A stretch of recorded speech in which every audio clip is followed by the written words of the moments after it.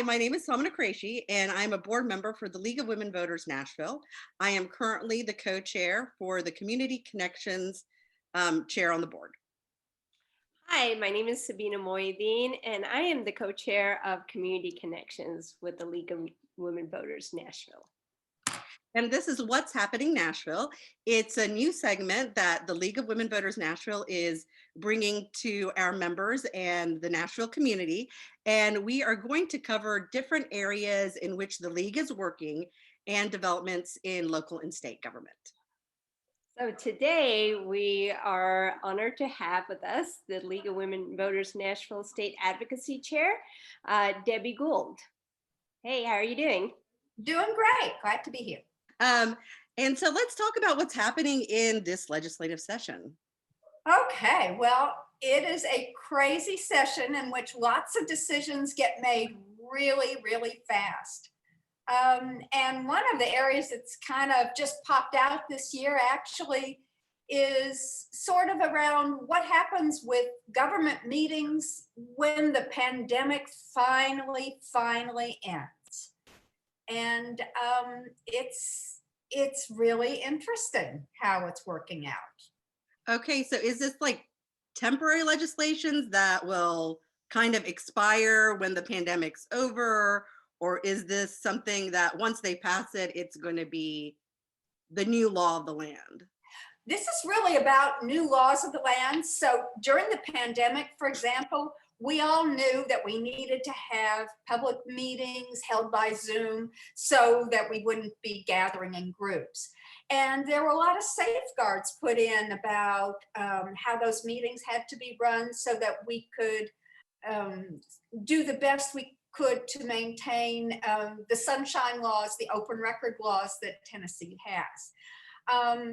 And so, for example, there were ways that the public could access those meetings that had to be guaranteed. But now we're looking at a couple of laws that would really severely change what the laws would look like forever. And that's really what the League of Women Voters should be scared about and why the public should be scared, because our open record laws are pretty good in this state and we don't want to see them eroded. Okay, so what are the current bills that are up for decision? So know when we're going to have a vote on them. Yeah, there are two bills that will actually be voted on in committees next week. One of them has to do with how county commission meetings are run, and the other has to do with how utility board commission meetings are run, and they're relatively similar. But basically, what it would do is it would allow those meetings to be either completely done remotely, or in some cases, or a hybrid, like where some of the members on a board could call in and participate. But what would that look like? Well, it might be, for example, that someone calls in and talks to the board chair and says, here's my opinion about this, and this is why I don't want this to pass. But nobody else can hear it. And so even if the public was listening in to the meeting, they would miss that part. Or they might hear a requirement that those comments be put on the record in some way, or that it's on speakerphone, nothing like that. It's just left ambiguous. Right. It's not written into the law as proposed. It could be changed, but right now there's no guarantee. It might also be, sometimes when you hear like in a group conversation and you hear all in favor say aye, and you have who said aye and who said no. We need to know, the public needs to know who voted yes and who voted no, and we would lose that opportunity. Yeah, I would imagine, especially if they go with the hybrid model, that there's just a disconnect there. Having been on meetings that were hybrid, it's not equitable. Not everyone's voice is heard properly. But then how about the issue of when there's in-person meeting and community members can come and speak on issues? I think there's more opportunity there when it's in person versus a webinar. What do you think? Yeah, I mean, I agree. I mean, we all know that sometimes when we're in a public meeting, that there's somebody in the public, that's listening in or that's attending, raises a question, and it suddenly changes the dynamic of the meeting and raises issues nobody knew about. So we really want that. And frankly, for example, like with utility boards, we need to remember these are not minor issues. They can decide eminent domain. They can enter into private contracts. These are things the public needs to not just know about after the fact, they need to know about it while the decisions are being made. So, Debbie, can I ask you, you had mentioned something about how this could affect sunshine laws and people's ability to even know when the meetings are occurring? right. So it's a matter of, so for example, the sunshine laws guarantee that decisions, essentially for sunshine laws in Tennessee, that two or more people makes a public meeting. So our laws are pretty strict about that. But think about it. What does that mean to have a public meeting if there's a phone conversation that's going on that you can't hear? Well, then essentially you don't have sunshine unless you hear everything, all the board members, all the commission members being able to speak, then it's gone. And so if we have these two precedents being set, how county commissions can operate and how utility boards operate, this is a real serious erosion. And think of all the school board meetings you've attended and what those would look like if that were to take place, for example. And when something's in person, there's an energy in the room, right, over an issue that you don't have on Zoom because everyone is muted until they actually get to speak. So that energy is not there. So you lose a lot.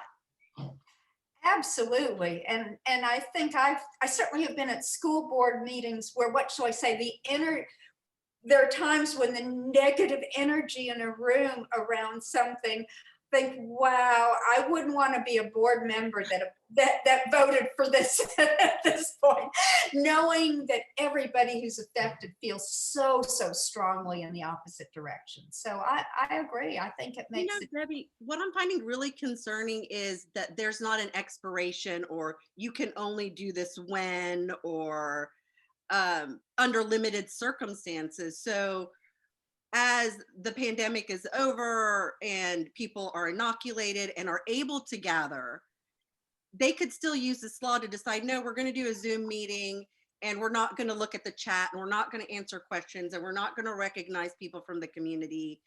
I find that very, very concerning. In limited circumstances, I see, yes, you need to not have a gathering of more than 10 people, but hopefully that soon will not be the case. And, the community will be able to go to these meetings again. And I'm concerned that, this could be an avenue where these commissions can say, you know what, it's simpler to do it over Zoom, and it kind of deprives the community of that interaction with their officials. Absolutely. And one other thing that's in one of these bills is that it says something to the order of, if a decision has to be made quickly and it's not feasible to meet in person, we can just do it remotely. And again, that's just a real, that makes it really easy for people to take the easy way out. So yeah, so we care about open government for the League of Women Voters, and these bills are really serious concern, and people need to talk to their legislators about it. Okay, so I think we are about to wrap things up. Thank you, Debbie, so much for talking to us about these bills.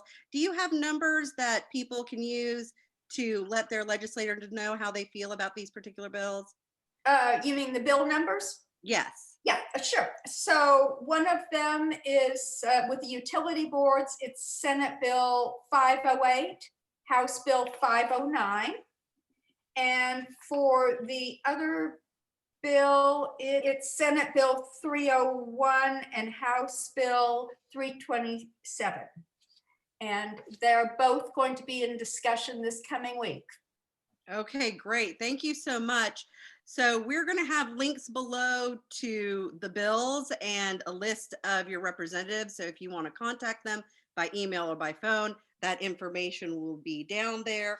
Also, in our links, we're going to have links to the League of Women's publication, monthly publication, which is called The Voter, the League of Women Nashville website, and information on a program that we do every month called First Fridays. Do we have any other programs that are coming up this month that we need to let our members know about? The only other thing I'll tell them is that the state convention is going to be April 23rd and 24th. And we're going to hear a lot more about legislative issues from 3 of our state legislators and find out about some issues that really concern us. So we look forward to having their involvement. Oh, that's great. Looking forward to that. Great. Thank you for having me. Thanks, Debbie, for joining us, and join us next month. We'll have a new topic to talk about on what's happening in Nashville. Thank Bye. you.